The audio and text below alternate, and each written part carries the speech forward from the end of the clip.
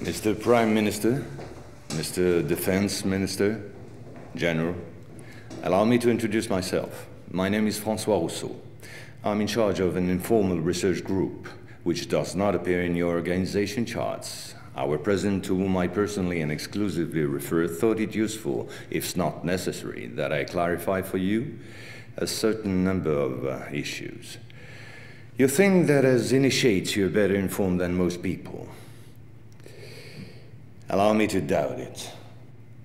At this very moment, things are taking place. They are somehow serious enough for the informations and documents that I kept for you be revealed to you now. In a word, a manipulative operation unparalleled to this day on a planetary scale is being implemented and will be the final subject of my talk. As regards our era, everything in reality started just before World War II. Hitler had broken certain taboos, such as taking recourse to occultism and secret societies. The Ahnenerbe, a Nazi organization assigned with, among other things, archaeological and anthropological research, found this during an expedition to Afghanistan. This flying object is called Vimana, or Astra, by the Hindus.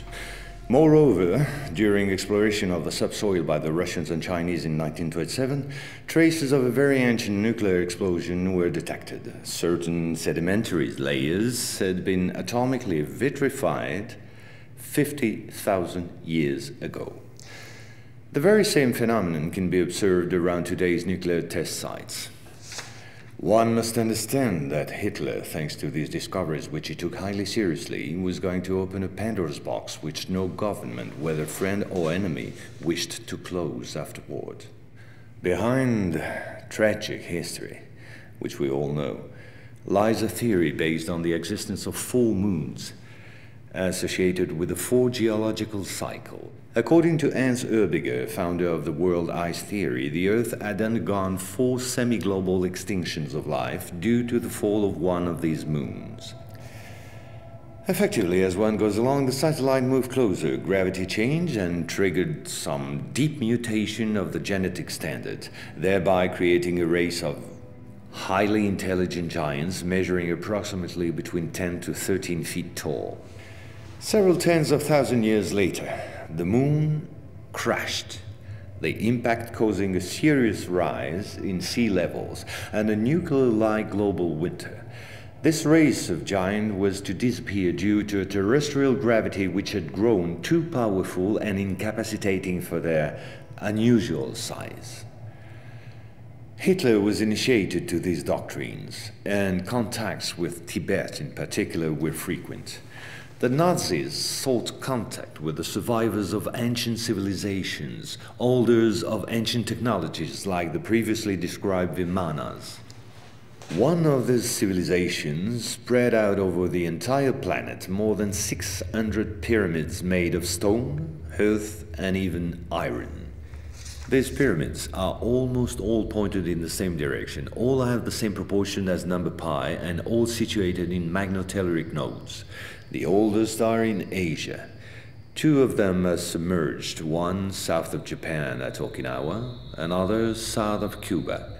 These 2 were built about 12,000 years ago. I began by this more archaeological reminder for this reason. Our civilization is the 4th of the cycle which I described previously. Yes, I know that might well hurt our pride. We're neither the first nor the last. One must understand that the study and understanding of several recovered prototypes were the absolute priority to ensure Nazis' domination over the skies. The Allies, in parallel, focused on mastering atom and creating the first nuclear bombs. These secret bases were the center of all research supervised by the Nazis. In one of these bases worked Victor Schauberger, father of the Nazis' UFOs. Schauberger headed the Real Society in charge of anti-gravitational research. He died in 1958 in Texas, while working under protection of the United States on the improvement of his own flying saucers, which have since become American. You will quickly understand that 70% of unexplained aerial phenomena are human in origin and in no way extraterrestrial. Once World War II was over and Nazi technology had been systematically plundered by both Americans and Russians, the first challenge was to carry on and even complete the Nazis' research in great secrecy. The program, called Project Rainbow, especially known for the Philadelphia experiment, was the immediate proof. Mathematician von Neumann, who collaborated with Albert Einstein and Nikola Tesla on behalf of the Navy, succeeded in accidentally teleporting a Cannon-class destroyer escort, the USS Eldridge. These photos, supplied by Morris K. Jessup before his suspicious death, are rare testimonies for this unique experiment. In the same time, the first Indo-Aryan technology prototype trials did not go by unnoticed. The military had come up with a more efficient parade than secrecy.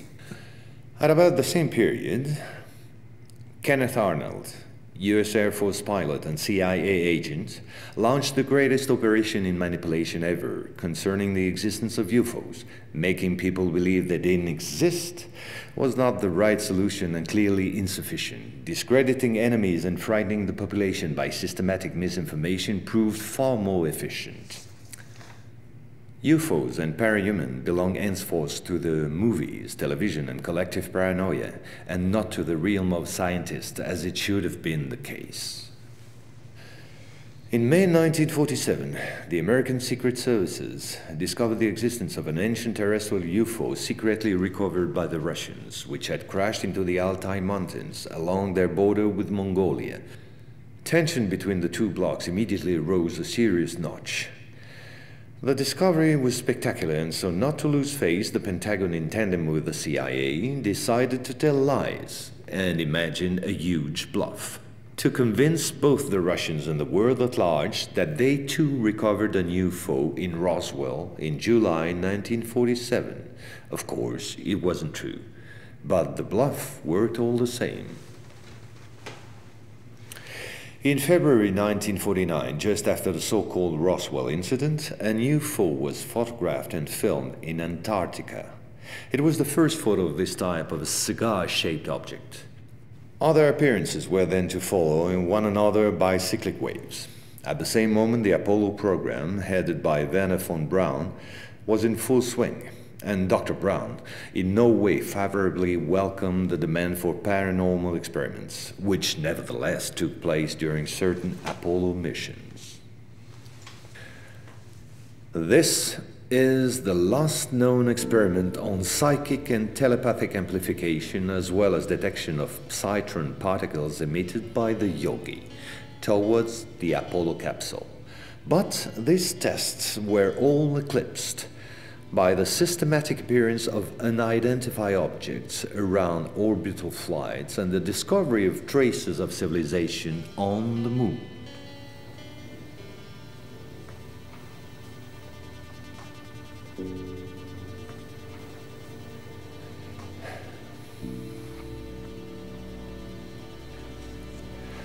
NASA had to face an avalanche of data and embarrassing proofs. The only solution was to put everything under the cloak of defense secret.